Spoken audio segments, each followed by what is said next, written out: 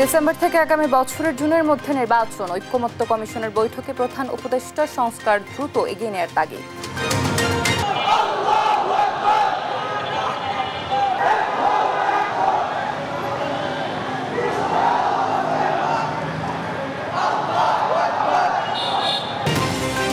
March for গাজায় জনতার ঢল, ঘোষণাপত্র, ইসরায়েলের সঙ্গে মুসলিম বিশ্বের কূটনৈতিক ও বাণিজ্যিক সম্পর্ক চীনের আহ্বান। আসছে বাজেটের প্রত্যক্ষ করের ওপর জোর দেওয়ার পরামর্শ অর্থনীতিবিদদের, আকারে বড় নয় বাস্তবমুখী বাজেট চায় সাধারণ মানুষ। বাজেট যদি লম্বা হয় কিন্তু কাজের কাজ কিছু হয় না, ওটা আমরা চাই না। পাবলিক ডিমান্ড যেটা, পাবলিক ডিমান্ড অনুযায়ী যাতে আমাদের বাজেটটা হয়। গোপালগঞ্জে দুটি ভবন সংস্কারে কোনো কাজ করেনি ঠিকাদার ও শিক্ষা প্রকৌশলের নির্বাহী প্রকৌশলী, হাতিয়ে নিয়েছে 25 লাখ টাকা। না, এরকম কোনো রিপেয়ারিং এর কাজ কোনো কিছুই হয়নি। পরে যে ছাদ আমরা যেখানে ক্লাস করি বেঞ্চের উপরে পুরোটাই ভাঙা। নোয়াখালীর সুবর্ণচরে বিশুদ্ধ পানির তীব্র সংকট, মিলছে না গভীর নলকূপে, অপরিকল্পিতভাবে নলকূপ স্থাপনে নেমে গেছে পানির স্তর। বাংলা নতুন বছরকে বরণ করতে ব্যস্ত সময় পার করছেন বিভিন্ন জেলার সাংস্কৃতিক কর্মীরা, ঐতিহ্যবাহী লোকচাচার পালনের আহ্বান। এবং নারী ওয়ানডে বিশ্বকাপ বাছাই পর্বে আয়ারল্যান্ডের বিপক্ষে মাঠে নামবে টাইগ্রেসরা। লাহোরে ম্যাচ শুরু বাংলাদেশ সময় বেলা 3টায়।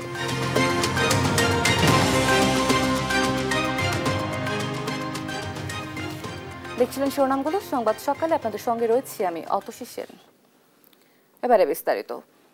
ডিসেম্বর থেকে আগামী বছরের জুন মাসের মধ্যে জাতীয় নির্বাচনের লক্ষ্য নিয়ে সংস্কার কার্যক্রম দ্রুত এগিয়ে নেওয়ার তাগিদ দিয়েছেন প্রধান উপদেষ্টা এবং জাতীয় ঐক্যমত্য কমিশনের চেয়ারম্যান ডক্টর মোহাম্মদ ইউনূস। ঐক্যমত্য কমিশনের 2 সদস্যের সঙ্গে এক বৈঠকে তিনি এই তাগিদ দেন। শনিবার বিকেলে প্রধান উপদেষ্টার সরকারি বাসভবন যমুনায় এ বৈঠক অনুষ্ঠিত হয়। এতে অংশ নেন জাতীয় ঐক্যমত্য কমিশনের সহসভাপতি প্রফেসর আলী রিয়াজ এবং সদস্য ডক্টর বদিউল আলম মজুমদার। ঐক্যমত্য কমিশনের কার্যক্রমের অগ্রগতি সম্পর্কে কমিশনের চেয়ারম্যানকে অবহিত করেন তারা। বৈঠকের পর প্রধান উপদেষ্টার প্রেস উইং থেকে তথ্য জানানো হয়েছে।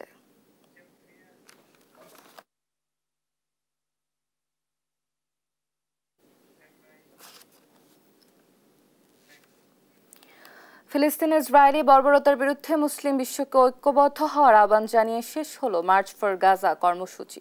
ইসরায়েলের সঙ্গে সব ধরনের সম্পর্ক ছিন্ন করার আহ্বান জানিয়ে শনিবার ঘোষণাপত্র পাঠ করে ফিলিস্তিনিদের জন্য দোয়া করা হয়, যেখানে সারা দেশ থেকে অংশ নেয় লাখো জনতা। নিয়াজ মোর্শেদকে সঙ্গে নিয়ে রাজধানীর সোহরাওয়ার্দী উদ্যানে প্যালেস্টাইন সলিডারিটি মুভমেন্টের মার্চ ফর গাজার খবর জানাচ্ছেন জান্নাতুল মোহনা। নির্মমভাবে মারছে মানুষ ইসরায়েল শোনো, বিশ্ব মুসলিম তোমরা শুধু তাকিয়ে দেখো। ফিলিস্তিনিদের আর্তনাদ যেন পৌঁছে গেছে বাংলাদেশের ঘরে ঘরে। সরাসরি ফিলিস্তিনে যেতে না পারলেও ইসরায়েলি বর্বরতার বিরুদ্ধে ঐক্যবদ্ধ হতে সারা দেশ থেকে রাজধানীতে ঢল নামে লাখো জনতার। সোহরাওয়ার্দী উদ্যান যাদের গন্তব্য। প্যালেস্টাইন সলিডারিটি মুভমেন্টের আয়োজনে মার্চ ফর গাজা কর্মসূচিতে জনগণের এই অভূতপূর্ব সাড়া যেন নজিরবিহীন দৃষ্টান্ত। আল্লাহ তো আমাদের অনেক ভালো রাখছে, তাই না? আমরা খেতে পারতেছি, ভালোভাবে বাস করতে পারতেছি, সন্তানদের নিয়ে একসাথে থাকতে পারতেছি। ওদের অবস্থাটা কি? কারো বাবা নেই, কারো বাচ্চা নেই। ফিলিস্তিনের আশেপাশে যে মুসলিম দেশগুলো রয়েছে এটা দেখে বিশ্ব বিবেকে নাড়া দিবে। তারাও বুঝতে পারবে এত দূরের একটি ছোট্ট দেশ বাংলাদেশ হয়েও তারা যদি ফিলিস্তিনের পক্ষে সজাগ হতে পারে, বাংলাদেশের লাখো কোটি মানুষ যদি সজাগ হতে পারে, তাহলে একই জাতিগোষ্ঠী আরবের জাতীয়তাবাদ ধারণ করে তারা কেন পারবে না ফিলিস্তিনের পাশে দাঁড়াতে। বেলা 3টায় সমাবেশে অংশ নিয়ে সাধারণ মানুষ সহ বিভিন্ন শ্রেণী পেশার প্রতিনিধিরা ইসরায়েলের বর্বরতার বিরুদ্ধে বিশ্ব মুসলিমকে ঐক্যবদ্ধ হবার আহ্বান জানান। মূল মঞ্চে দাঁড়িয়ে আমার দেশ পত্রিকার সম্পাদক মাহমুদুর রহমান ফিলিস্তিনের সংহতি পক্ষে একটি ঘোষণাপত্র পাঠ করেন, যেখানে মুসলিম বিশ্বের নেতাদের ইসরায়েলের সঙ্গে সব রকম সম্পর্ক ছিন্ন করে গাজায় ইসরায়েলি আগ্রাসন বন্ধে পদক্ষেপ নেওয়ার আহ্বান জানানো হয়। ইসরায়েলের সাথে অর্থনৈতিক, সামরিক ও কূটনৈতিক সকল সম্পর্ক অবিলম্বে ছিন্ন করতে হবে। 2, জায়নবাদী রাষ্ট্রের বিরুদ্ধে বাণিজ্যিক অবরোধ ও নিষেধাজ্ঞা আরোপ করতে হবে। 3, গাজার মুসলিম জনগণের পাশে চিকিৎসা, খাদ্য, আবাসন ও প্রতিরক্ষা সহযোগিতা সহ সর্বাত্মক সহযোগিতা দিয়ে দাঁড়াতে হবে। জাতীয় মসজিদ বায়তুল মোকাররমের খতিব মাওলানা আব্দুল মালিকের নেতৃত্বে নির্যাতিত ফিলিস্তিনিদের জন্য বিশেষ মোনাজাতের মাধ্যমে শেষ হয় মার্চ ফর গাজা কর্মসূচি। Jannatul Mohona, Desh TV, Dhaka. March for Gaza কর্মসূচি মুসলিমদের ঐক্যের নতুন এক সেতুবন্ধন বলে দাবি করেছেন Islamic scholar doctor Mizanur Rahman Azhari. আর গাজা ইস্যুতে ধর্ম বর্ণ নির্বিশেষে সবাই এক বলে মন্তব্য করেন আরেক ইসলামিক বক্তা শায়খ আহমদুল্লাহ। মোহাম্মদ আলাউদ্দিনের রিপোর্ট। ফিলিস্তিনের গাজায় ইসরায়েলের চলমান বর্বর গণহত্যার প্রতিবাদে মার্চ ফর গাজা কর্মসূচি লাখ লাখ মানুষের অংশগ্রহণে অনুষ্ঠিত হয়েছে। শনিবার রাজধানীর সোহরাওয়ার্দী উদ্যানে এই কর্মসূচি হয়। এতে অংশ নেন Islamic scholar doctor Mizanur Rahman Azhari, ইসলামী আলোচক শাইখ আহমদুল্লাহ, জাতীয় নাগরিক পার্টির দক্ষিণাঞ্চলের মুখ্য সংগঠক হাসনাত আব্দুল্লাহ সহ অনেকে।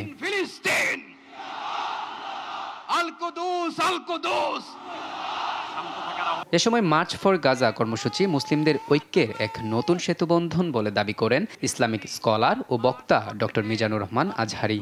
ভৌগোলিকভাবে আমরা ফিলিস্তিন থেকে অনেক দূরে হতে পারি, কিন্তু আজকের এই জনসমুদ্র প্রমাণ করে আমাদের এক একজনের হৃদয়ে বুকের ভিতরে বাস করে এক একটা ফিলিস্তিন।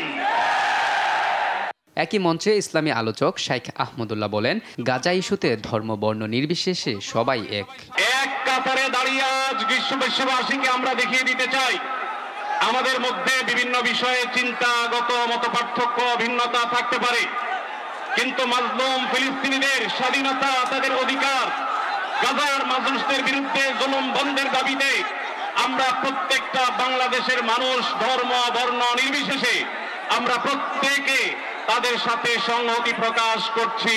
পরে মঞ্চ থেকে ঘোষণাপত্র পাঠ করেন আমার দেশ পত্রিকার সম্পাদক মাহমুদুর রহমান।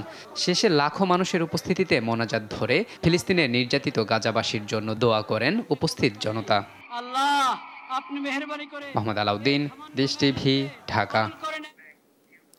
মার্চ ফর গাজায় দেশের সব দল মতের মানুষের সম্মেলন ঘটে রাজধানীর সোহরাওয়ার্দী উদ্যানে। তাদের সঙ্গে একাত্মতা জানায় বিএনপি, জামায়াতে ইসলামী, এনসিপি সহ দেশের বিভিন্ন রাজনৈতিক দলের নেতারা। গাজায় গণহত্যা বন্ধে জাতিসংঘের হস্তক্ষেপের দাবি জানিয়ে আরব বিষয়কে ঐক্যবদ্ধ হওয়ার আহ্বান জানান তারা। সাইফুল রিপনকে সঙ্গে নিয়ে হাসান মাহমুদের রিপোর্ট। প্যালেস্টাইন সলিডারিটি মুভমেন্ট বাংলাদেশের আয়োজনে মার্চ ফর গাজা কর্মসূচিতে অংশ নিতে শনিবার সকাল থেকেই সোহরাওয়ার্দী উদ্যানমুখী জনস্রোত। গণজমায়েতে অংশ নেন বিভিন্ন শ্রেণী পেশার সর্বস্তরের মানুষ সহ রাজনৈতিক ও সামাজিক সংগঠনের নেতারা। গাজায় ইসরায়েলের গণহত্যার প্রতিবাদের সঙ্গে নিরীহ ফিলিস্তিনি জনগোষ্ঠীর প্রতি সংহতি জানান সাধারণ মানুষ।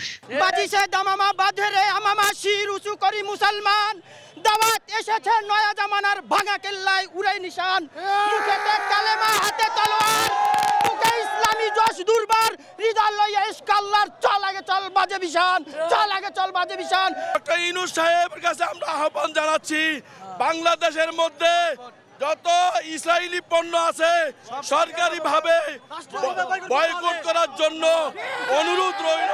কর্মসূচিতে অংশ নেন বিএনপির স্থায়ী কমিটির সদস্য সালাউদ্দিন আহমেদ। এ সময় অবিলম্বে গাজায় নৃশংস হত্যা বন্ধে বিশ্ব নেতৃত্বের প্রতি আহ্বান জানান বিএনপি নেতারা।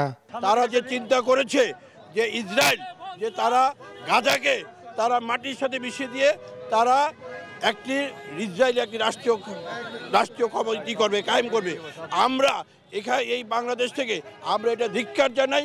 গণজমায়েতে অংশ নিয়ে জামাত নেতারা অভিযোগ করেন, গাজায় গণহত্যা চালালেও জাতিসংঘ সহ ওআইসির মতো সংস্থাগুলো নীরব ভূমিকা পালন করছে। জাতিসংঘের সমস্ত বিধানকে উপেক্ষা করে ইহুদি চক্রকে, একটি উদ্বাস্ত রিফিউজিদেরকে এমন এক পবিত্র জনপদে তারা জায়গা দিয়ে মুসলমানদের কলিজার উপরে আঘাত করেছে। জাতিসংঘ আজকে মানবাধিকার সংস্থা ওআইসি, মুসলিম উম্মার নেতৃবৃন্দ ফিলিস্তিনিদের পাশে দাঁড়ানোর ক্ষেত্রে ব্যর্থতার পরিচয় দিয়েছে। আজকে বাংলাদেশের সমস্ত মত পথ যেন মিলিত হয়েছে সোহরাওয়ার্দী উদ্যানের মোহনায়। একটাই লক্ষ্য, গাজায় যে ইসরায়েলি গণহত্যা চলছে সেই গণহত্যার প্রতিবাদ। এখানে সাধারণ মুসল্লিরা দাবি করছেন, ফিলিস্তিনে যে গণহত্যা চলছে সেই গণহত্যার আন্তর্জাতিক আদালতে বিচার করতে হবে, একই সাথে ফিলিস্তিনকে স্বাধীন রাষ্ট্র হিসেবে প্রতিষ্ঠিত করতে হবে। যতক্ষণ পর্যন্ত সেটি না হবে ততক্ষণ পর্যন্ত বাংলাদেশের সাধারণ মানুষের যে সমর্থন সেটি অব্যাহত থাকবে। সোহরাওয়ার্দী উদ্যান থেকে হাসান মাহমুদ, দেশ টিভি, ঢাকা। ফিলিস্তিনে গণহত্যার প্রতিবাদে শনিবার প্যালেস্টাইন সলিডারিটি মুভমেন্ট বাংলাদেশ ব্যানারে মার্চ ফর গাজা কর্মসূচির আয়োজনে ব্যতিক্রমী কিছু প্রতিবাদ নজর কেড়েছে সব শ্রেণী পেশার মানুষের। গাজায় চলমান বর্বরোচিত ইসরায়েলি আগ্রাসনের বিরুদ্ধে আন্তর্জাতিক জনমত গঠন এবং মানবিক সহানুভূতি জাগ্রত করতে অনুষ্ঠিত হয় এই গণজমায়েত। আলিয়া আক্কাস আকাশের রিপোর্ট। মার্চ ফর গাজা কর্মসূচিকে কেন্দ্র করে ঢাকা পরিণত হয়েছে জনসমুদ্রে। শহরের বিভিন্ন প্রান্ত থেকে এসেছে ছোট বড় শত শত মিছিল। এসবের ভিড়ে দেখা গেছে বেশ কিছু ব্যতিক্রমী প্রদর্শনী, যা ছিল মূলত ফিলিস্তিনের জনগণের প্রতি ভালোবাসার চূড়ান্ত বহিঃপ্রকাশ। একটি মিছিলে দেখা যায় নেতানিয়াহুর মুখোশ পরা একজন রক্তের বাটি হাতে নিয়ে হাঁটছেন, যার পুরো শরীরে ফিলিস্তিনি মানুষের রক্ত। তার পাশেই ট্রাম্পের মুখোশ পরা একজন নেতানিয়াহুকে সমর্থন দিয়ে যাচ্ছেন, তারও শরীর জুড়ে রক্তের দাগ। অন্যদিকে আরব নেতারা তাদের দুজনের আশপাশে ঘোরাফেরা করছেন এবং তাদের হাতে চুমু খাচ্ছেন, প্রকাশ করছেন আনুগত্যতা। একদল তরুণকে ইসরায়েলি গণহত্যার প্রতিবাদে ঢোল বাজিয়ে ফিলিস্তিনি শিশুর প্রতীকীর লাশ নিয়ে প্রতিবাদ করতে দেখা গেছে। শনিবার বিকেল 4টার দিকে শিল্পকলা একাডেমির সামনের রাস্তায় ব্যতিক্রমী এই প্রতিবাদ করতে দেখা যায়। বিশেষভাবে মানুষের নজর কেড়েছে এক ঘোড়সওয়ার। এক যুবক ঘোড়ায় চড়ে ফিলিস্তিনের পতাকা হাতে মার্চ ফর গাজা কর্মসূচিতে এসেছেন।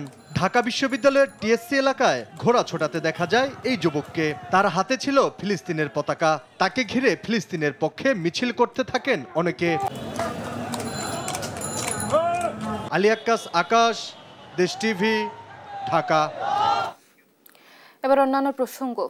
প্রবৃদ্ধি ধরে রাখতে আসছে বাজেটের রাজস্ব আদায়ের লক্ষ্যমাত্রা একটি বড় চ্যালেঞ্জ অন্তর্বর্তী সরকারের। মূল্যস্ফীতি কমাতে আর অর্থনীতির দুরবস্থা দূর করতে তাই প্রত্যক্ষ করের ওপর নজর বাড়ানোর পরামর্শ অর্থনীতিবিদদের। সাধারণ মানুষও চায় আকারে বড় নয় বাস্তবমুখী বাজেট। ইশাদ সোহেলের ক্যামেরায় এম আজিমের রিপোর্ট। আসছে 2025-26 অর্থ বছরের বাজেট ঘোষণা। রাজনৈতিক সরকার না থাকায় এবার জাতীয় সংসদে উপস্থাপন হচ্ছে না বাজেট। অর্থ উপদেষ্টার ঘোষণায় সংক্ষিপ্ত যে বাজেট আসছে তা কতটুকু জনগণের প্রত্যাশা পূরণ করবে? অর্থনীতির দুরবস্থা দূর করতেই বা কেমন হওয়া উচিত এবারের বাজেট? মূল্যস্ফীতিতে শেখ হাসিনা সরকারের আমল থেকেই টালমাটাল বাজার। সরকার পতনের পর তারল্য সংকটে দুরবস্থায় ব্যাংক খাত, নিম্নমুখী রপ্তানি ও তলানিতে থাকা রিজার্ভ পুনরুদ্ধার চলমান এখনও। এরই মধ্যে 2025-26 অর্থ বছরের বাজেট ঘোষণার চাপ অন্তর্বর্তী সরকারের মাথায়। তবে এবার বাজেটের আকার বড় না করে বাস্তবমুখী বাজেট দেখতে চায় সাধারণ জনগণ। খেটে খাওয়া মানুষেরও প্রত্যাশা বাজেটে স্বস্তি ফিরুক বাজার ও দেশের অর্থনীতিতে। না, বাজেট সম্পর্কে কিছু বুঝি না। আমরা তেল মেল ডাল চাইলে আমরা মূল্য কম হইতো, আমরা খায়া ফেরা বাচ্চা থাকতাম। বাস্তবমুখী এবং শর্ট হলে ভালো হবে। একটাই কারণ যে বাজেট যদি লম্বা হয় কিন্তু কাজের কাজ কিছু হয় না, ওটা আমরা চাই না। বাজেটটা যাতে আরো ভালো হয়, পাবলিক ডিমান্ড অনুযায়ী যাতে আমাদের বাজেটটা হয়। অর্থনীতি নিয়ে গবেষণা প্রতিষ্ঠান সেন্টার ফর পলিসি ডায়ালগের এ গবেষক মনে করেন মূল্যস্ফীতি কমাতে বাজেটে প্রত্যক্ষ করের উপর নজর বাড়াতে হবে সরকারের। বাজেটের মূল যে তিনটা দিক, একটা হলো যে রাজস্ব আহরণ, রাজস্ব ব্যয় এবং উন্নয়ন ব্যয়। এই তিনটা দিকের ক্ষেত্রেই কিন্তু মূল্যস্ফীতির একটা বড় ভূমিকা থাকে। রাজস্ব আয়ের ক্ষেত্রে যদি আমরা অপ্রত্যক্ষ করের উপরে না চাপ দিয়ে যদি প্রত্যক্ষ করের উপরে দেই এবং সেটাও যদি আমরা ভিত্তি এবং যেসব কর ফাঁকি আছে সেগুলো রোধ করি, এটা ইতিবাচক প্রভাব ফেলবে। তবে এখন পর্যন্ত বিভিন্ন সূত্রে পাওয়া তথ্য বলছে চলতি অর্থ বছরের থেকে আগামী অর্থ বছরে বাজেটের আকার বাড়তে পারে 51,000 কোটি টাকা, যেখানে প্রবৃদ্ধির লক্ষ্যমাত্রা 5.5%।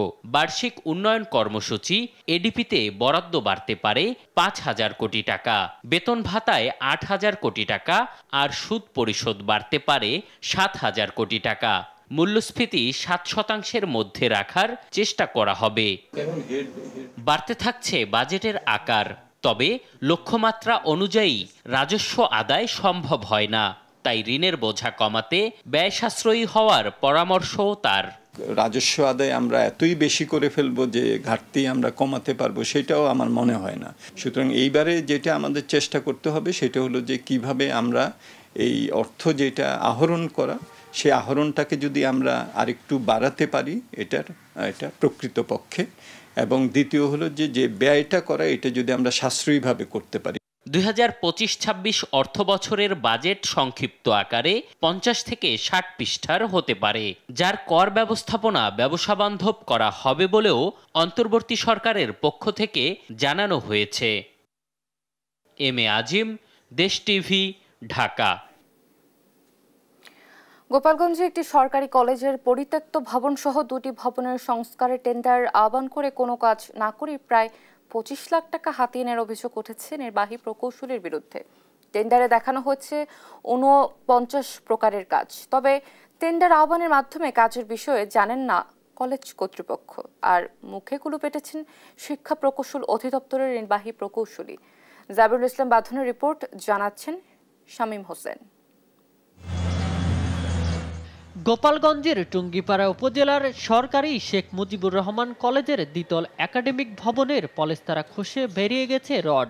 ঝুঁকিপূর্ণ হওয়ায় পাঠদানও বন্ধ, অথচ সেই ভবন ও পাশের প্রশাসনিক ভবনের সংস্কার সহ বেশ কয়েকটি মালামাল ক্রয়ে টেন্ডার আহ্বান করে শিক্ষা প্রকৌশল অধিদপ্তর, যেখানে ব্যয় ধরা হয় 24,85,150 টাকা। শিক্ষা প্রকৌশল অধিদপ্তরের দেয়া কার্যাদেশে দেখা যায় তরল হ্যান্ড ওয়াশের 2টি খালি বোতলের মূল্য ধরা হয়েছে 14,000 টাকা। শুধু তাই নয়, প্রতিটি পানির ট্যাপ 9,000, শাওয়ার মিক্সচার 6,000, ফ্যানের রেগুলেটর 1,500, 5টি এসি স্থানান্তরে 50,000, প্রতিষ্ঠানে না থাকা সত্ত্বেও 8টি এয়ার কুলার মেরামতে 33,000, আর রং করায় ব্যয় ধরা হয়েছে প্রায় 12.5 লাখ টাকা। এমন ক্রমে গিয়ে ঠেকেছে 49-এ। 2024 সালের 7 মার্চ আহ্বান করা হয় টেন্ডার। মেসার্স পিআর প্রকৌশলী নামে ঠিকাদারি প্রতিষ্ঠানকে কার্যাদেশ দেয়া হয় 13 জুন। কাজের মেয়াদ দেখানো হয় 13 নভেম্বর পর্যন্ত, অথচ এই সময়ের মধ্যে প্রতিষ্ঠানটিতে কোনো কাজই হয়নি বলছে কলেজের কর্মকর্তারা। আর মুঠোফোনে চেষ্টা করেও পাওয়া যায়নি ঠিকাদারি প্রতিষ্ঠানের কাউকে। না, এরকম কোনো রিপেয়ারিং এর কাজ কোনো কিছুই হয়নি। তো আমি দেখভাল করিনি, আমি তো অফিস প্রশাসনিক কাজ করছি। হ্যাঁ, আসলে তো কাগজপত্র। উপরে যে ছাদ আমরা যেখানে ক্লাস করি বেঞ্চের উপরে পুরোটাই ভাঙা। টেন্ডারের মাধ্যমে কোনো কাজ হয়নি জানান তৎকালীন অধ্যক্ষও। বিষয়টি খোঁজ নিয়ে জানানোর কথা বলেন কলেজের চলতি দায়িত্বপ্রাপ্ত অধ্যক্ষ। আর বিষয়টি ভিন্ন খাতে প্রবাহিত করে ক্যামেরায় কথা বলতে রাজি হননি নির্বাহী প্রকৌশলী। এটা কমিটির মাধ্যমে হয়েছে, ডিসি অফিস জড়িত, এসএসএফ জড়িত, পুলিশ জড়িত, সবাই জানে এই বিষয়গুলো। এটা আমি সাক্ষাৎকার দিতে পারবো না, তাহলে আপনার কমিটির ইয়ার মাধ্যমে আসতে হবে। না, আমার সময় তো হয় নাই। হোস্টেলের থেকে আসছে, আমাদের মহিলা হোস্টেলের থেকে কিন্তু মালামাল আসছে বা কিছু ফার্নিচার আসছে, ওইটা ছাড়া আমার কোনো কাজ হয় না। আসলে যেটা কেনা হয়েছে ওটা কোথায় কি আছে বা আদৌ আছে কিনা, এগুলো আমি সমস্ত কিছু দেখে তারপরে আপনাদের তথ্য দিতে পারবো। বিষয়টি তদন্ত করে ব্যবস্থা গ্রহণের অনুরোধ জানিয়েছেন শিক্ষানুরাগীরা। নিউজ ডেস্ক, দেশ টিভি। নোয়াখালীর উপকূলীয় উপজেলা সুবর্ণচরে পানির তীব্র সংকট দেখা দিয়েছে। গভীর নলকূপেও মিলছে না পানি। খাবার পানি, গোসল এবং গৃহস্থালী কাজে ব্যবহারের পানির জন্য রীতিমতো হাহাকার চলছে। অপরিকল্পিতভাবে নলকূপ স্থাপন করে ভূগর্ভস্থ পানির যথেচ্ছ ব্যবহার এবং খাল বিল সহ ভূ উপরিভাগের প্রাকৃতিক জলধারগুলোর বেহাল দশার কারণে এমন পরিস্থিতি সৃষ্টি হচ্ছে বলে মত সংশ্লিষ্টদের। মাওলা সূচনার তথ্য ছবিতে জানাচ্ছেন আব্দুল্লাহ আল মারুফ। গত 2 মাস থেকে পানির অভাবে চরম দুর্বিষহ জীবন কাটাচ্ছেন নোয়াখালীর উপকূলীয় উপজেলা সুবর্ণচরবাসী। গ্রীষ্মের তাপপ্রবাহ বাড়ার সাথে পাল্লা দিয়ে পানির এই সংকট যেন আরো তীব্র হচ্ছে। দিনের পর দিন ভূগর্ভস্থ পানির অনিয়ন্ত্রিত ব্যবহারের কারণে গৃহস্থালী কাজে ব্যবহারের জন্য এখন নলকূপ চেপেও পাওয়া যাচ্ছে না পানি। পানি শূন্য হয়ে আছে আশেপাশের খাল, বিল, পুকুর, জলাশয়গুলোও। খাবার পানির জন্য দূর দূরান্তে ছুটতে হচ্ছে স্থানীয়দের। খাল, বিল, জলাশয় একবারে শুকিয়ে গেছে, এখন তো পানি নেই, কোথাও কোনো পানি নেই। যে আমাদের এত বড় পুকুরও পানি নেই। যেগুলো ডিপ টিউবওয়েল বসানো এগুলা তো অধিকাংশগুলোতে পানি নেই, মানুষের পানির খাওয়ার কষ্ট, আশেপাশে দূর থেকে আনি পানি খাইতে হয়, গোসল করতে কষ্ট। এখানে লাইনে দাঁড়াইছি পানির জন্য, আমাদের বাড়িতে পানি নাই, এই জন্য পানি নিতে আসছি। জনস্বাস্থ্য প্রকৌশল অধিদপ্তরের পক্ষ থেকে গাড়ি যুগে বিভিন্ন স্থানে খাবার পানি সরবরাহ করা হচ্ছে, তবে চাহিদার তুলনায় তা একেবারেই অপ্রতুল বলে জানিয়েছে অধিদপ্তরের কর্মীরা। প্রত্যেক পয়েন্টে পয়েন্টে গিয়ে প্রত্যেক ইউনিয়নে একদিন করে আমরা প্রতিদিন পানি সরবরাহ করতেছি। যেখানে যাচ্ছি সেখানে খুব চাহিদা, ওনারা কলসি বান্ডু নিয়ে মানে আমরা যাওয়াটা বাকি, লগে লগে ওনারা মানে খুব বেশি হাহাকার অবস্থা এটা দেখা যাচ্ছে। সুবর্ণচরে এভাবে পানি সংকট চলতে থাকলে পরিবেশ, প্রকৃতি ও জনজীবনে বড় ধরনের বিরূপ প্রভাব পড়তে পারে বলে আশঙ্কা প্রকাশ করেছেন উপকূলীয় পরিবেশ রক্ষা আন্দোলনের সাথে সংশ্লিষ্টরা। আমাদের বড় বড় 10-15টি খাল রয়েছে যেগুলা বিশাল প্রশস্ত এবং অনেক লম্বা। এই খালগুলোকে যদি আমরা পুনঃখনন করে এবং বৃষ্টির পানি সঞ্চয় করতে পারি তাহলে আমাদের শুষ্ক মৌসুমে সেচ সংকট দূর হবে। পানির সংকট মোকাবিলায় স্বল্প ও দীর্ঘমেয়াদী সমন্বিত পরিকল্পনা গ্রহণ করা হয়েছে বলে জানিয়েছে উপজেলা প্রশাসন। সুবর্ণচর একটা প্রাকৃতিক জলাধার মেঘনা লেক, সেটি আমরা খননের জন্য ইতোমধ্যে যে পরিকল্পনা গ্রহণ করা হয়েছে সেটি আমরা এই কাজে অগ্রসর হচ্ছি। বাংলাদেশ কৃষি উন্নয়ন কর্পোরেশনের তথ্য অনুযায়ী সুবর্ণচরে কৃষি কাজে ব্যবহারের জন্য 245টি সেচ পাম্পের অনুমোদন দেওয়া হয়েছে। এছাড়া অনুমোদনহীন আরও অন্তত 3000 সেচ পাম্প বসিয়েছে কৃষকরা। এর ফলে ভূগর্ভস্থ পানির স্তর নিচে নেমে যাওয়ায় কোথাও মিলছে না পানি। নিউজ ডেস্ক, দেশ টিভি। কলার সঙ্গে মিশিয়ে খেয়ে অভিনব কায়দায় পাচার করা হচ্ছে ইয়াবা, যা আবার পরে পায়ুপথ দিয়ে বের করে বিক্রি করা হচ্ছে মাদক সেবীদের কাছে। আইন শৃঙ্খলা রক্ষাকারী বাহিনীর চোখ ফাঁকি দিতে পাকস্থলিত করে ইয়াবা পাচারের কৌশল বেছে নিচ্ছে একটি চক্র। বগুড়া শহরের ঢাকা রংপুর মহাসড়কের ভবের বাজার ও চকসূত্রাপুর এলাকা থেকে এক নারীসহ 3 জনকে গ্রেপ্তারের পর বিষয়টি সামনে আসে। বগুড়ার প্রতিনিধি সঞ্জু রায়ের রিপোর্ট। 20,000 টাকা চুক্তিতে নিজের পাকস্থলিতে করে টেকনাফ থেকে ইয়াবার চালান আনা হচ্ছিল বগুড়ায়। গোপন সংবাদের ভিত্তিতে চালানটি জব্দ করে বগুড়া জেলা গোয়েন্দা পুলিশ। পরে পায়ুপথ দিয়ে 40 এই ব্যক্তির পেটে পলিথিনের পোটলায় থাকা শত শত পিস ইয়াবা বের করা হয়। গ্রেপ্তার হওয়া ব্যক্তি আলম জানান, পলিথিনে ইয়াবা ঢুকিয়ে স্কচ টেপে পেঁচিয়ে প্রথমে কলার সঙ্গে মেশানো হয়। সেখান থেকে 34 পোটলা ইয়াবা গিলে খান তিনি। প্রতি পোটলায় 50 পিস করে 1700 পিস ইয়াবা তার পাকস্থলিতে নেন আলম। এই কাজের জন্য তার 20,000 টাকা পাওয়ার কথা ছিল। গিলে খাইছি, গেলাম তো এখান থেকে বগুড়া থেকে যায়, ওখান থেকে এরা পাড়াই দিল, যায় আমি কলা দিয়ে খাইয়া দেয় চলে আসার পরে ছাড়া দেব। পুলিশ জানায়, গ্রেপ্তারের পর আলম প্রথমে অস্বীকার করলেও শহরের একটি বেসরকারি হাসপাতালে নিয়ে এক্স-রে করার পর তার পাকস্থলিতে ইয়াবা থাকার বিষয়টি নিশ্চিত হয় পুলিশ। পরে চিকিৎসকের পরামর্শে দুপুর পর্যন্ত 15 পোটলায় থাকা 750 পিস ইয়াবা উদ্ধার করা হয়। সংবাদের ভিত্তিতে আমরা আজকে সকাল অনুমান 10:30টার দিকে সন্দেহজনকভাবে ওখান থেকে 2 জনকে আমরা আটক করি। প্রাথমিক জিজ্ঞাসাবাদে আমরা প্রাথমিকভাবে তার দেহ তল্লাশি করে তখন তার কাছে আমরা পাই নাই। পরবর্তীতে তাদের স্বীকারোক্তি অনুযায়ী আমরা জানতে পারি যে আপেল নিজে স্বীকার করে যে সে বিশেষ কায়দায় তার পেটের ভিতরে 34টি টুকলাই ইয়াবা পেটের ভিতরে প্রবেশ করিয়ে এগুলো নিয়ে আসছে। জুলাই আগস্ট অভ্যুত্থানের একাধিক মামলার আসামি পলাতক যুবলীগ নেতা ও বগুড়া পৌরসভার সাবেক কাউন্সিলর আব্দুল মতিন সরকারের অর্থায়নে মাদকের এই কারবার চলছে বলে দাবি পুলিশের। সঞ্জু রায়, দেশ টিভি, বগুড়া। বান্দরবনে উৎসবমুখর পরিবেশে পালিত হচ্ছে সাংগ্রাই র্যালি। এর মাধ্যমে পুরাতন বছরকে বিদায় ও নতুন বছরকে বরণে উল্লাসে মেতেছেন সবাই। এ বিষয়ে আরো জানাতে সরাসরি যুক্ত হচ্ছেন সহকর্মী আবুল বাশার নয়ন। আমরা যুক্ত হচ্ছি। নয়ন, র্যালিতে উৎসবের আমেজ কেমন দেখছেন, সার্বিক পরিস্থিতি কি আমাদের জানাবেন? আসলে 3 পার্বত্য জেলার মতো পার্বত্য জেলা বান্দরবানেও গতকাল যে ফুলবিজুর মাধ্যমে যে বৈশাখী উৎসব শুরু হয়েছে, সেই বৈশাখীর আজকের দ্বিতীয় দিন অর্থাৎ মারমা সম্প্রদায় আজকের দিনটিকে মহা সাংগ্রাই পুয়ে হিসেবে আজকের দিনটি পালন করে থাকে। আমি এই মুহূর্তে যেখানে আছি বান্দরবান শহরের ঐতিহাসিক রাজার মাঠ এলাকায়। এখানে ইতিমধ্যেই বান্দরবানের বিভিন্ন এলাকা থেকে নারী পুরুষ এসে অংশ নিচ্ছেন, তারা জড়ো হয়েছেন। হাতে ব্যানার, ফেস্টুন সহ বিভিন্ন প্রাণীর অঙ্কিত ছবি রয়েছে তাদের।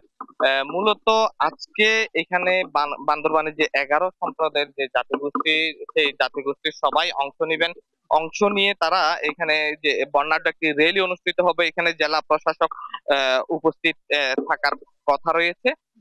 আসলে আজকের দিনটিতে তারা প্রথমে এই র্যালির পর রয়েছে বয়স্ক পূজা। তারা মূলত আজকের দিনটিতে পরিবারের যে বয়স্ক ব্যক্তি রয়েছেন তাদেরকে পূজা করে থাকেন। আপনি দেখতে পাচ্ছেন রাজার মাঠে আসলে বিভিন্ন পাড়ার তাদের যে ঐতিহ্যবাহী যে পোশাক রয়েছে সেই পোশাক পরে তারা অংশ নিচ্ছেন। তারা ব্যানার নিয়ে এসেছেন, হাতে বিভিন্ন প্রকার প্রাণীর ছবি রয়েছে, তাদের হাতে ছাতা রয়েছে। অর্থাৎ পাহাড়ি জনগোষ্ঠী যারা রয়েছে তাদের যে ঐতিহ্যগত যে পোশাক রয়েছে, তাদের যেই জিনিসপত্রগুলো রয়েছে সবগুলো নিয়েই তারা আসলে এখানে অংশ নিচ্ছেন।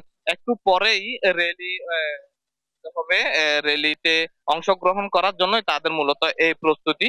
এই প্রস্তুতি মাধ্যমে আসলে এক সপ্তাহের যে আয়োজন, মহাসাংগ্রাইপুরের যে আয়োজন, সেই আনুষ্ঠানিকতা মূলত আজকে থেকে শুরু হয়ে যাচ্ছে। এটি আসলে আগামী 8 পর্যন্ত চলবে। অন্যান্য বার আমরা দেখেছি মহাসাংগ্রাইপুর 3 দিনের আনুষ্ঠানিকতা থাকলেও এবারে আমরা দেখতে পাচ্ছি 1 সপ্তাহের আয়োজন করা হয়েছে। 1 সপ্তাহের আয়োজনের মধ্যে এবারে যে মৈত্রী পানি বর্ষণের যে আনুষ্ঠানিকতা, সেই মৈত্রী পানি বর্ষণের আনুষ্ঠানিকতা রয়েছে 3 দিন। এই রাজার মাঠে মৈত্রী পানি বর্ষণ অনুষ্ঠিত হবে। ইতিপূর্বে আমরা দেখেছি মৈত্রী পানি বর্ষণ অনুষ্ঠানটি 1 দিনের করা হতো। অর্থাৎ আমরা বিভিন্ন যারা এখানে অংশ নিয়েছেন তাদের সঙ্গে কথা বলেছি, তারা বলেছেন নতুন বাংলাদেশের যে পরিস্থিতি, শান্ত পরিস্থিতিতে এখানকার যারা নারী পুরুষ রয়েছেন, আয়োজকরা রয়েছেন, তারা খুবই সন্তুষ্ট প্রকাশ করেছেন। মূলত যে আয়োজনটি সুন্দর ও সাফল্যমণ্ডিত করার জন্য আইন শৃঙ্খলা বাহিনী যারা রয়েছে তারাও আসলে নানাভাবে প্রস্তুতি গ্রহণ করেছেন।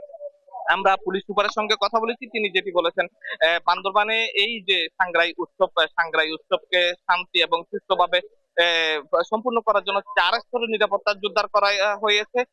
ইতিমধ্যে আমরা দেখতে পাচ্ছি এখানে পুলিশ, র্যাব, ডিবি থেকে শুরু করে সেনাবাহিনীর সদস্যরাও আসলে এখানে টহল দিচ্ছেন। মূলত তাদের যে আজকের সাংগ্রাই উৎসবের যে 1 সপ্তাহ ব্যাপী আনুষ্ঠানিকতা, সেই আনুষ্ঠানিকতা শুরু হচ্ছে। মানুষ যাতে শান্তিপূর্ণভাবে তাদের যে ঐতিহ্যগত যে অনুষ্ঠানটি সম্পন্ন করতে পারে, এই জন্য মূলত আইন শৃঙ্খলার এই তৎপরতা। এই ছিল আমার কাছে বান্দরবান থেকে সাংগ্রাই উৎসবের সর্বশেষ। চলে যাচ্ছি স্টুডিওতে। নয়ন, ধন্যবাদ আপনাকে। দর্শক, বান্দরবনে আমরা ছিলাম, সেখানে সাংগ্রাই উৎসব শুরু হচ্ছে। সাংগ্রাই উৎসব সম্পর্কে সর্বশেষ তথ্য জানাচ্ছিলেন আমাদের সহকর্মী আবুল বাশার নয়ন। পুরনোকে বিদায় এবং নতুন উদ্দীপনায় পথ চলার বার্তা নিয়ে আসছে বাংলা নতুন বছর। ঐতিহ্যবাহী লোকজ আচার অনুষ্ঠানের সমন্বয়ে নতুন বর্ষকে বরণ করতে দিন রাত ব্যস্ত সময় পার করছেন বিভিন্ন জেলার সাংস্কৃতিক কর্মীরা। যশোর, ময়মনসিংহ, কক্সবাজার ও কুমিল্লা থেকে সহকর্মীদের পাঠানো তথ্যচিত্রে বিস্তারিত জানাচ্ছেন শামীম হোসেন। পহেলা বৈশাখকে স্বাগত জানাতে প্রস্তুত বাঙালি সংস্কৃতিভূমি যশোর। ঐতিহ্যের ধারাবাহিকতায় প্রতি বছরের ন্যায় এবারও চলছে নানা প্রস্তুতি। বিশেষ করে উৎসবের প্রস্তুতিতে উদীচী, বিবর্তন সহ বিভিন্ন সাংস্কৃতিক সংগঠনে চলছে নাচ, গান, নাটক ও গীতিনাট্যের মহড়া। সেই সঙ্গে চলছে শোভাযাত্রার জন্য পুতুল, পাখি, মুখোশ, পাপেট, ফেস্টুন তৈরির কাজ। এবারের পয়লা বৈশাখের আয়োজনে বড়দের নাটক, ছোটদের নাটক, বড়দের কবিতা আবৃত্তি এবং ছোটদের কবিতা আবৃত্তি থাকছে। আমাদের শিশুদের পরিবেশনা সব ক্ষেত্রে একটা ব্যাপক প্রস্তুতি চলছে, পাশাপাশি সাজসজ্জার কাজ, সবকিছু মিলে ব্যস্ত সময় পার করছে যশোরের সাংস্কৃতিক অঙ্গন। বাংলা নববর্ষ 1432 উদযাপনে বিভাগীয় নগরী ময়মনসিংহে চলছে সাদামাটা আয়োজন। শনিবার সকালে গিয়ে নতুন বাজার বাংলাদেশ উদীচী শিল্পগোষ্ঠী কার্যালয়ে দেখা যায় বাংলা নববর্ষ উদযাপনে কাজ করছেন শিল্পীরা। তাদের আয়োজনে সোমবার সকাল 7টায় নগরীর কৃষ্ণচূড়া চত্বর থেকে আনন্দ শোভাযাত্রা শুরু হয়ে কাচারিঘাট গিয়ে শেষ হবে। এই বছরে আমাদের একটু সীমাবদ্ধতা রয়েছে এবং প্রশাসন থেকে সিদ্ধান্ত নেওয়া হয়েছে যে এটা এখান থেকে হবে না, এটা আখতারুজ্জামান কলেজ থেকে শুরু হবে। আমরা 7টায় রেলওয়ে কৃষ্ণচূড়া চত্বর থেকে আমরা র্যালিতে বের করব এবং সেই র্যালিতে আমাদের লোক সংস্কৃতি, বাঙালি সংস্কৃতির যে আমাদের চিত্রটা আমাদের সামনে থাকে, হিন্দু, মুসলমান, বৌদ্ধ, খ্রিস্টান যে সেই যে সম্প্রীতি, সেটার একটা মেলবন্ধন আমরা সেখানে ঘটাবো। বাংলা বর্ষবরণকে কেন্দ্র করে কক্সবাজারে ব্যাপক প্রস্তুতি নিচ্ছে সংস্কৃতি কর্মীরা। কক্সবাজারের সাংস্কৃতিক সংগঠন সমূহের সম্মিলিত সাংস্কৃতিক মোর্চা হিসেবে গঠন করা হয়েছে পহেলা বৈশাখ উদযাপন পরিষদ। এদিকে কুমিল্লা জেলা প্রশাসকের আয়োজনে বর্ষবরণে আনন্দ শোভাযাত্রার প্রস্তুতি গ্রহণ করা হয়েছে। সকল স্কুল ও কলেজ বিভিন্ন সংগঠনের ব্যানারে কোমলমতি বাচ্চাদের নিয়ে এবার কুমিল্লা ভিক্টোরিয়া কলেজ মাঠ থেকে একত্রিত হয়ে আনন্দ শোভাযাত্রা অনুষ্ঠিত হবে। এবারের শোভাযাত্রা অন্যান্য বারের তুলনায় সংখ্যামুক্ত ও সত্যিকারের বৈশাখী আমেজের মধ্য দিয়ে উদযাপিত হবে, এমনটাই প্রত্যাশা সবার। শামীম হোসেন, নিউজ ডেস্ক, দেশ টিভি।